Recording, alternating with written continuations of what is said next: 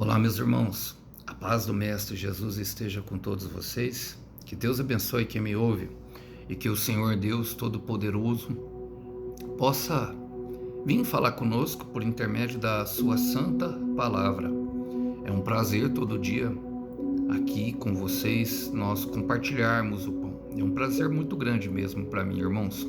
Que Deus abençoe a vida de cada um e que Ele possa nos instruir a fazer a sua vontade. Vamos lá? O texto hoje para nossa breve reflexão encontra-se no Evangelho de Jesus Cristo. Quero ler com vocês o capítulo 19 do evangelista João. Evangelho de Jesus Cristo segundo João, capítulo 19, verso 1 em diante. Diz assim: Então Pilatos mandou açoitar Jesus. Os soldados fizeram uma coroa de espinhos e colocaram em sua cabeça, e depois puseram nele um manto vermelho. Zombavam dele, dizendo: Salve, Rei dos Judeus, e batiam em seu rosto. Pilatos saiu outra vez e disse ao povo: Agora vou trazê-lo aqui para vocês, mas que fique bem claro que eu o considero inocente. Então Jesus saiu com a coroa de espinhos e o manto vermelho. Vejam, aqui está o homem, disse Pilatos. Quando os principais sacerdotes e os guardas do templo o viram, começaram a gritar: Crucifique-o, crucifique-o. Levem-no vocês e crucifiquem-o, disse Pilatos. Eu o considero inocente. Glória a Deus. Irmãos, eu creio que vocês já identificaram e não precisa de muita contextualização. Essa é a morte mais famosa de todos os tempos. A morte do nosso Mestre, do Senhor Jesus, narrada em riqueza de fatos pelo evangelista João, que é o queridinho da igreja. João, o evangelho dele é diferente dos outros três evangelhos. Os outros evangelhos são sinóticos e parecidos. O evangelho de João é um pouco mais espiritual e também considerado um pouco mais amoroso. E abrange todo mundo. Ele consegue alcançar, vamos dizer, mais corações, segundo especialistas. Embora eu goste muito do de Lucas, irmãos, eu particularmente gosto muito porque Lucas tinha um olhar clínico, mas João, ele tem uma vantagem, porque, irmão, ele participou de tudo, viu tudo com os seus olhos, do começo ao fim do ministério de Jesus. Então, pensando nisso, eu quero trazer e fazer algumas aplicações pertinentes a esse texto.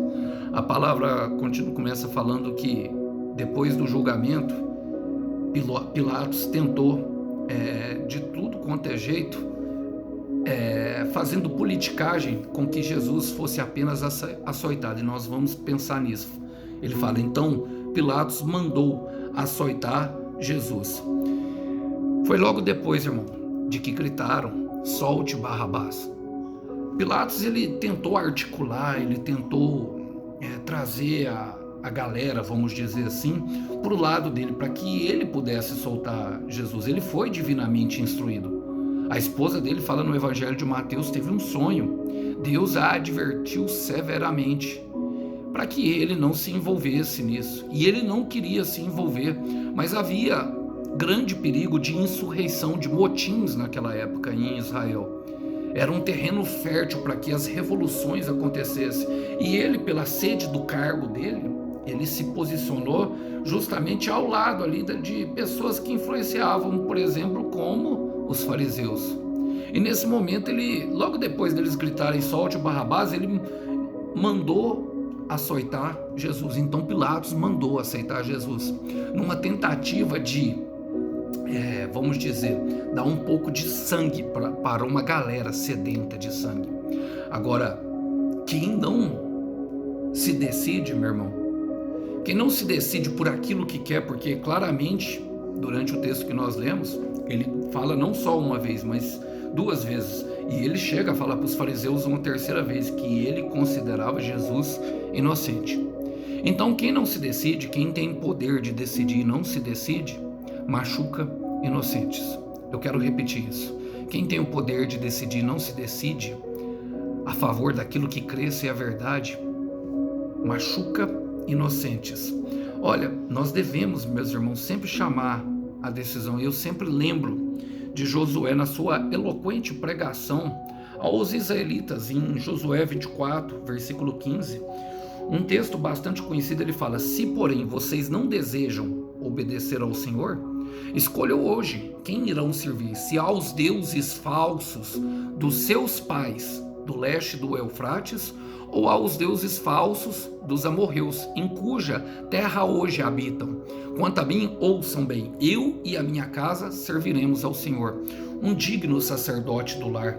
Eu e a minha casa. Não perguntou à esposa, não perguntou aos filhos se eles queriam servir ao Senhor. Eu e a minha casa, nós serviremos ao Senhor. Nós não vemos Josué de maneira nenhuma apática, como nenhum dos homens de Deus. Irmãos, ao longo da história bíblica, principalmente os homens, eram homens bastante decididos. Ao contrário de Pilatos, o detalhe é que essa eloquente pregação aconteceu na cidade de Siquém, que ficava entre dois montes, o monte da lei e um outro monte, que representava justamente os altos e baixos. Ora, Israel estava no alto do monte buscando saber a vontade de Deus. Ora, ela estava lá embaixo, oferecendo no pé do vale sacrifícios a Moloque e desobedecendo às leis do Senhor. Nós vemos Israel navegando entre altos e baixos, e o que o Josué está falando? Fala, se vocês quiserem ser influenciados pelos amorreus da terra que vocês habitam, ou pelos seus pais que adoram outros deuses, vocês fiquem à vontade, mas vocês estarão desobedecendo ao Senhor. E é praticamente o que Pilatos está vivendo. Mas nós não, eu e minha casa, nós serviremos ao Senhor. Então que Josué, que tem unção de conquista, possa nos influenciar através dessa palavra a tomar decisões acertadas, para que nós não venhamos a machucar inocentes. Quando o homem não toma postura de homem, irmão, os filhos deles, a esposa dele fica à mercê justamente daquilo que é a influência ao redor. Olha, a palavra fala, os soldados fizeram uma coroa de espinho e colocaram na sua cabeça. Meu irmão, Jesus foi coroado por enfrentar a dificuldade. Eu quero repetir, Jesus foi coroado por enfrentar a dificuldade. Porque, irmão, o espinho representa justamente isso. Nós vemos ele dar essa simbologia em Mateus capítulo 13, na parábola da semente, na palavra que a semente representa a palavra dos 4 corações, a que caía no meio dos espinhos era sufocada, e quando o broto morria, porque os espinhos representam as dificuldades. Paulo fala, roguei a Deus que tirasse 3 vezes o espinho da minha carne.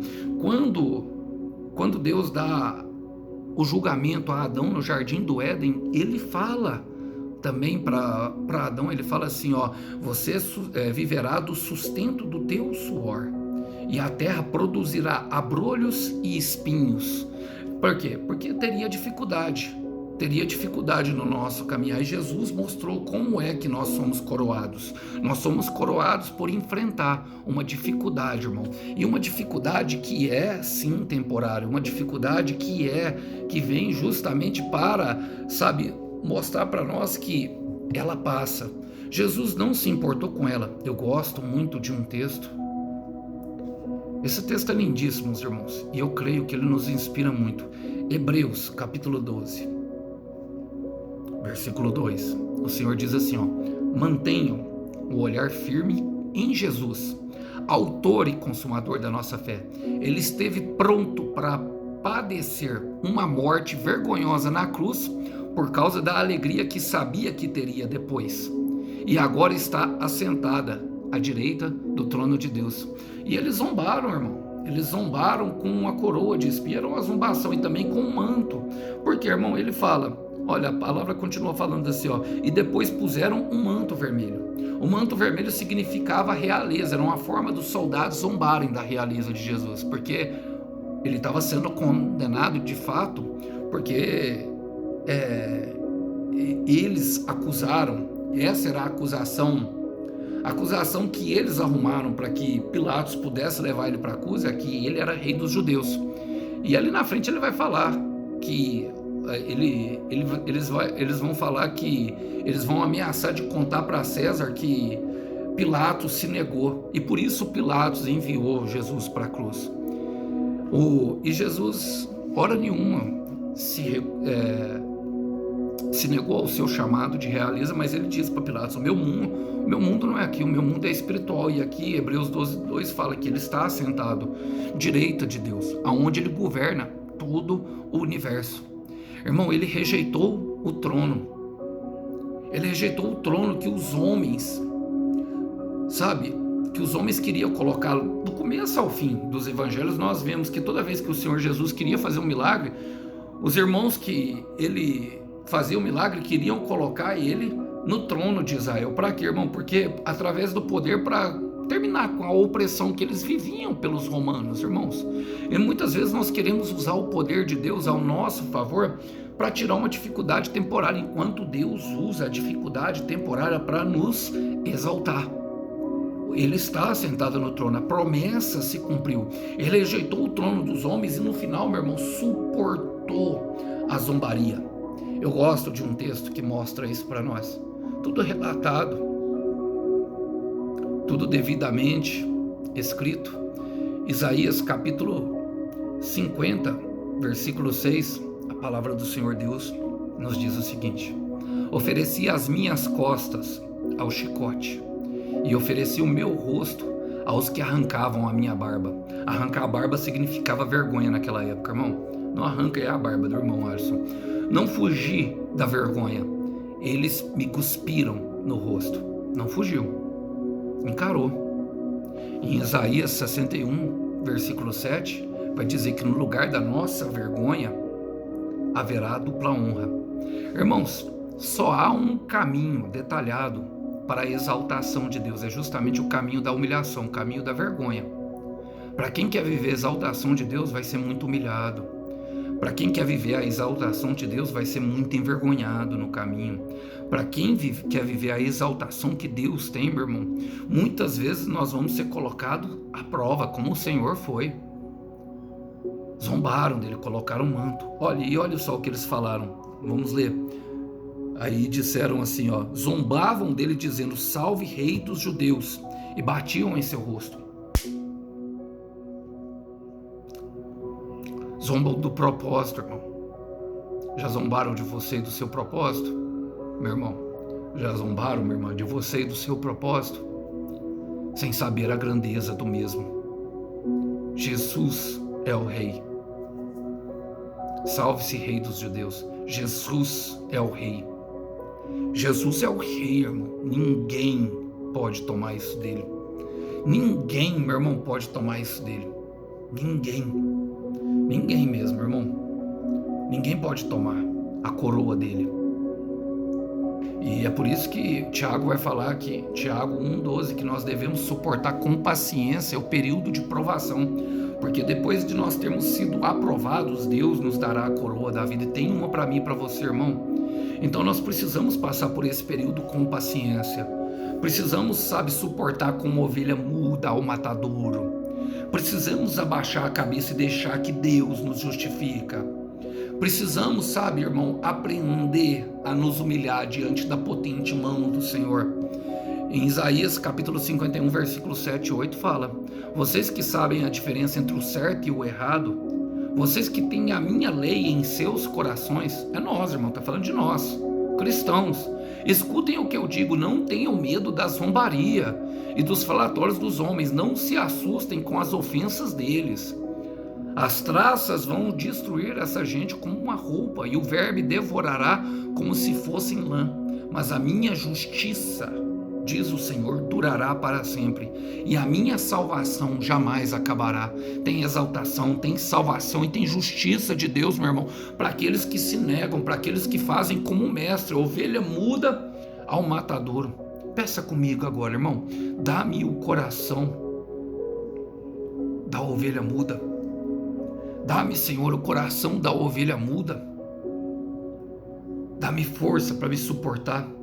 Olha, no versículo 4 fala: Pilatos saiu outra vez e disse ao povo: agora eu vou trazê-lo aqui para vocês, mas que fique bem claro que eu considero inocente, irmão. Está indeciso, está querendo convencer uma galera que não quer ser convencida. Irmãos, eu já cansei, eu aprendi, mas eu demorei a aprender, confesso. Queria muito confessar as pessoas no grito, sabe? E parece que Pilatos está tentando fazer isso, irmão. Sabe, deixar os soldados espancar e ele mesmo mandou açoitar. E o que nós vemos, irmãos? Que uma pessoa indecisa, ela começa a se justificar que eu o considero inocente. Quem é que manda aqui? Quem é, irmão? Agora, nós precisamos entender, irmão, que quando de fato nós, sabe, nos posicionamos do lado da palavra, irmão, nós jamais teremos mesmo condição de justificar alguma coisa diante de Deus, irmão. Jamais. É melhor ficar calado. Olha, eu aprendi isso, contei até um testemunho há pouco para vocês. Eu converso muito com o Senhor e questiono quando eu vejo que eu tenho uma permissão que eu não passe da linha do temor e da reverência que eu tenho com Ele, de todo respeito. Por quê? Porque o meu coração é sincero diante do Senhor. Então eu boto para fora tudo que eu estou sentindo, todas as minhas indignações, todas as minhas dores, eu falo mesmo para o Senhor. E inclusive assim com Ele, quando eu não entendo, nem tudo Ele me explica, irmão, nem tudo. Muitas vezes Ele vem, depois de muito tempo, Ele me mostra. E assim, não teve nenhuma vez que Ele estava errado.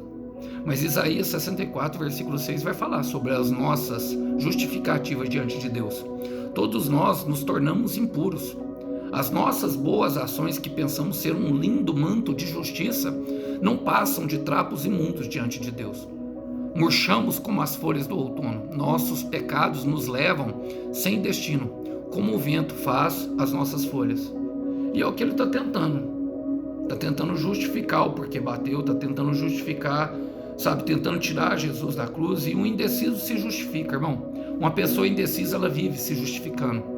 E no versículo 5 ele fala, olha, ele fala assim, então Jesus saiu com a coroa de espinho e o manto vermelho. Vejam, aqui está o homem, disse Pilatos. Expôs a vergonha de Jesus. Expôs ele ao ridículo na frente de todo mundo. Deixou que ele saísse com o manto e com a coroa. Mesmo sabendo, irmão. E olha, eu vou falar. O indeciso, irmão. E assim, mesmo sabendo que ele era inocente, porque não sabia quem era Jesus. Porque eu duvido muito se ele soubesse quem era Jesus, se ele estava permitindo isso, irmão. Duvido muito mesmo. Não sabia quem era Jesus. E o indeciso, meu irmão, não conhece e nem reconhece a Deus, mesmo que lhe tire a venda. Mesmo que esteja de frente. E sabe qual que é o problema do indeciso, irmão? Ele se torna participante da maldade.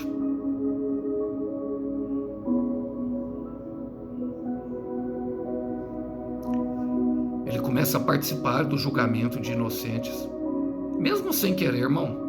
Mas está lá. Olha, 2 Coríntios, capítulo 4, versículo 2 e 3, o apóstolo Paulo vai nos dizer o seguinte.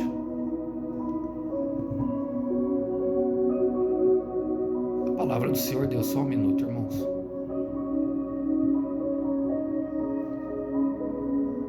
Não procuramos enganar o povo para que creia. É o que Pilatos parece estar fazendo. Não estamos interessados em fazer trapaça com ninguém. Nunca procuramos fazer com que alguém creia que a palavra de Deus ensina o que ela não ensina. Nós nos abstemos de todos esses métodos vergonhosos. Achamos-nos na presença de Deus quando expomos a palavra. E assim deve ser todo pregador. E por isso dizemos a verdade. Como todos, quando nos conhecem, concordarão. Se para alguém o evangelho que pregarmos está oculto, ele está oculto para aquele que está se perdendo. Estava na frente, o próprio evangelho, o próprio autor da criação estava na frente, porque estava se perdendo, irmão. Indeciso. Olha, Deus, irmãos, a palavra fala que um daqueles que não entrarão no reino dos céus são os covardes. São os covardes, irmãos. Os covardes não entrarão no reino, não herdarão o reino. Aqueles que se abstêm de tomar uma decisão, aqueles que se abstêm, irmão, de ficar apáticos, de tentar fazer cena para convencer os outros. Esse tipo de pessoa, irmão, não herdará. Precisa de coragem para tomar algumas decisões, irmãos. E no versículo 6, para terminar, para partir para o final, ele fala: quando os principais sacerdotes e os guardas do templo o viram, começaram a gritar: crucifique-o, crucifique-o. Irmãos, é os líderes, influências, guardas que deveriam estar protegendo o inocente. Estava gritando junto, pessoas que deviam estar orando, intercedendo. Irmão, e aqui é bem simples.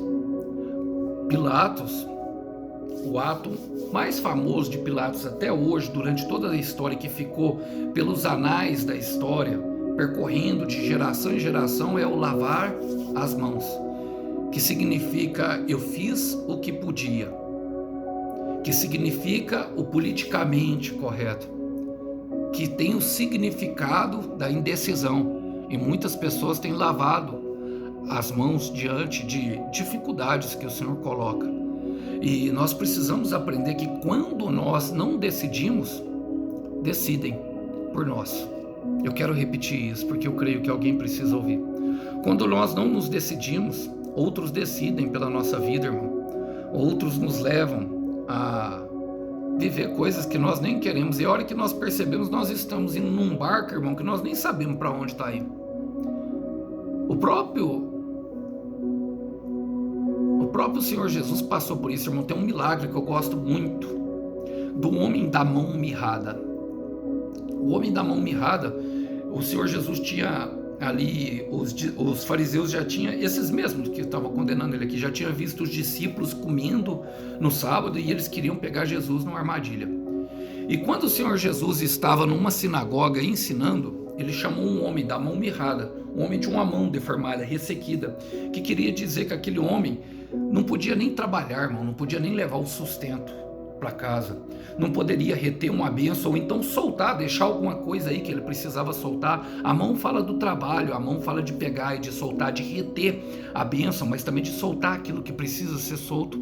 E o que aconteceu? O Senhor Jesus viu eles ali, viu o que eles pensavam no coração. Em Lucas 6, versículo 8 diz: como Jesus conhecia os seus pensamentos dele, mesmo assim disse ao homem com a mão aleijada: venha cá e fica aqui, onde todos possam vê-lo. Ele levantou-se e foi. Irmão, muitas vezes nós precisaremos ter a coragem desse homem, se quisermos alcançar milagre. Ele se expôs. O Senhor Jesus falou: vem aqui e fica na frente deles. Quem estava falando contra, irmãos, eram aqueles que exerciam influência. Só que ele levantou e se foi, ele se expôs na frente do Senhor Jesus. Ele se expôs, ele veio à luz. Ele mostrou em quem ele cria, por isso ele foi curado. Ele se decidiu. E muitas vezes Deus vai nos colocar à prova em frente de gente importante, irmão. E o que vai ser? Nós precisamos entender, porque olha, a palavra termina da forma que eu li, ela fala: levem vocês e crucifiquem-no, disse Pilatos. Eu o considero inocente. Tentou literalmente lavar as mãos. Agora não adianta saber, irmão. Não adianta eu conhecer o evangelho de cabo a rabo. Não adianta eu ter visto Jesus Cristo na minha vida. Precisa se posicionar. Eu quero repetir, meu irmão, precisa se posicionar. Precisa mesmo se posicionar. Precisa, sabe, trazer aquilo que é a verdade, sabe, à tona. Quando nós não nos posicionamos, nós geramos morte. Eu quero lembrar também outro rei, outra pessoa, e todos nós somos reis e sacerdotes, irmãos, diante de Jesus. Todos nós temos a autoridade para decidir sobre a nossa vida, mas em Marcos capítulo 6, versículo 26 e 27, conta a história de como Herodes ficou triste por não tomar a decisão. Tomou a decisão na raiva da esposa. A esposa queria ver João Batista com a cabeça no pescoço. Armaram um plano e aquela mulher, com ódio, com muito rancor, influenciou a sua filha a dançar na frente de Herodes, que gostou muito e prometeu a metade do reino, tomando decisões emocionadas sobre a influência da emoção. Pode me pedir a metade do reino. E quando ela foi buscar o conselho da mãe, olha o que acontece. Marcos 6, 26. Com isso o rei se entristeceu. Por quê? Pediu a cabeça, mas sentiu-se acanhado de quebrar o juramento diante dos seus convidados. Portanto, mandou um dos seus soldados ir à prisão e cortar a cabeça de João e trazê-la. O soldado foi, decapitou João na prisão, mais um profeta morto. E nós, irmãos, quero terminar. Nós devemos decidir sempre, irmão, independente da dificuldade. O que Jesus mostrou para nós é que sempre será a vontade de Deus. Se quisermos ter paz com Deus, sempre será a vontade de Deus, irmãos. Nós temos exemplos de pessoas que fizeram a vontade de Deus. Nós temos, por exemplo, meu irmão, Josué, que não se deixou corromper com os israelitas, teve uma postura firme e decidiu pela sua família, sobre qual Deus entregou na sua mão. O resultado disso foi que Deus entregou a terra prometida em suas mãos. Nós temos Daniel, que teve a atitude de não se contaminar com os manjares da Babilônia, e Deus o exaltou sobre 3 reinados, o tornando o segundo naquele lugar. Nós temos José, que não revidou aos seus irmãos e que teve a atitude de perdoá-los, e Deus o criou um cargo, tornando-o governador de todo o Egito. Nós temos muitos homens, irmãos, e Isaías, que teve a atitude de se expor. Senhor, eu sou um homem de lábios impuros, a quem eu enviarei? Envia-me a mim, e se tornou o maior profeta. O resultado é que ele se tornou o maior profeta messiânico. E temos também o mestre, Filipenses 2, versículo 5. E tendo a mesma atitude de Cristo Jesus, que não se apegou a isso, mas que, embora sendo Deus, humilhou-se até a morte de cruz, sendo obediente até a morte, pelo qual Deus o exaltou e deu um nome que está acima de todo o nome, para que todo joelho que esteja na terra, debaixo da terra e nos céus, se dobrem diante dele, confessando que Jesus é o Senhor. Então decida-se pela vontade de Deus, decida-se sempre fazer a vontade do Senhor. Isaías 50, versículo 7, quero terminar dizendo: mas o Senhor, o soberano, me ajuda, por isso eu não desanimarei. Assim, mesmo sofrendo, decidi firmemente fazer a sua vontade, e tenho certeza de que não serei decepcionado. No final do processo, no final de tudo, irmão, tem uma recompensa gloriosa para aqueles que decidiram sofrer pelo Rei e pelo Reino. Que Deus abençoe os irmãos, fiquem na paz do Senhor Jesus. Até uma próxima. Tchau, tchau.